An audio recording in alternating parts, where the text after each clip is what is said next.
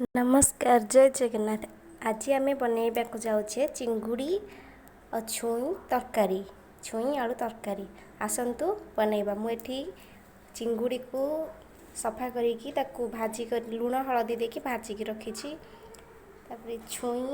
आलू टमाटो पियाज को छोट छोट सरु सरु साइज काटी नहीं।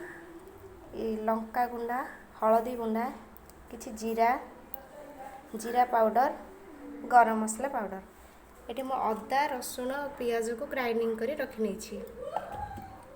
आसतु बनइबा चिंगुड़ी तरकारी। मुझे गैस रे गोटे कढ़ई बसई देछि। तापर आमे तेल दबा।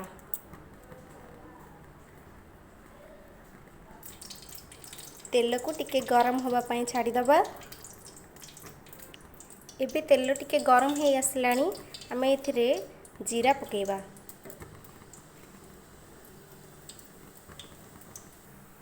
आपण माने देखुथिबे एटी जीरा फुटी सरलानी। एबे मु एथिरे पियाज ऐड करिवि।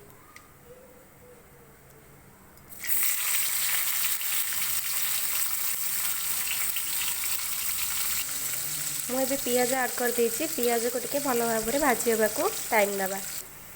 एबे पियाज भाजी हो गलानी। एथिरे मु ऐड करिवि अदा रसुण पेस्ट।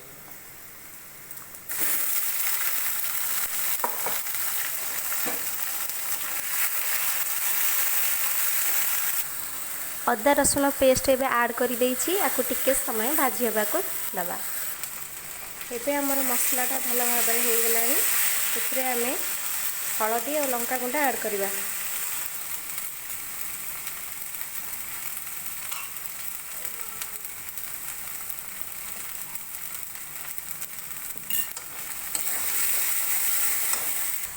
एबे हमर मसला कषी हो सरलानी। आमे एथिरे टमाटो ऐड करिबा।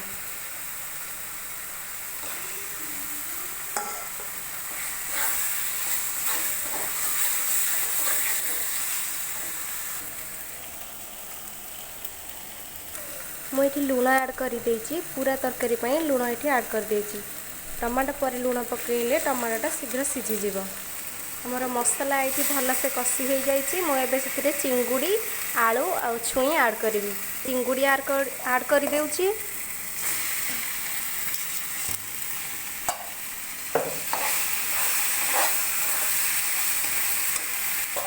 तापर एथिरे आलू और छुई को ऐड करुछि।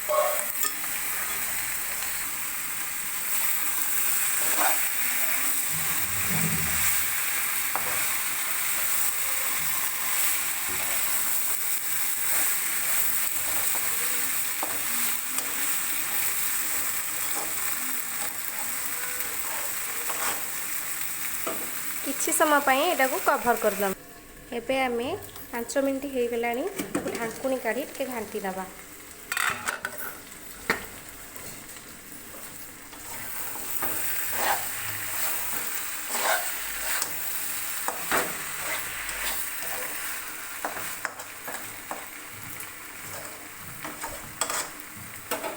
पुणी ताको 2 मिनिट पई ढांकुनी दे दबा।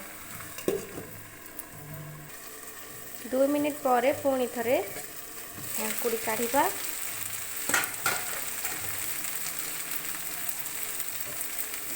पुणी थरे मिसई नवा।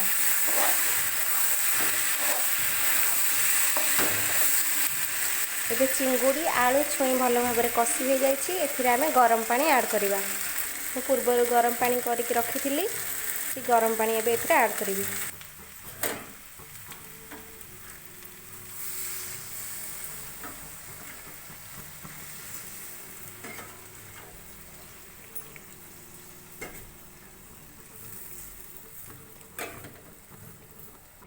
एथिरे पानी देई ढांकुनी घोड़े नबा। कारण आलू और छुई को भल भाव में सीझा को छाड़ी देबा। एबे हमर आलू और छुई भल भाव में सीझी जाइए। आमे आलू को एमिति देखि नबा। भल भाव में सीझी गलानी। एबे एथिरे आमे ऐड करिबा गरम मसला।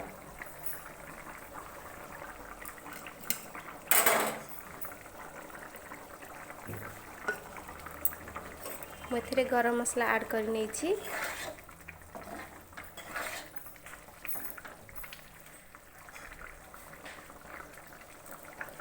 ଏବେ ଆମେ ଗ୍ୟାସ୍କୁ ବନ୍ଦ କରିନେବା।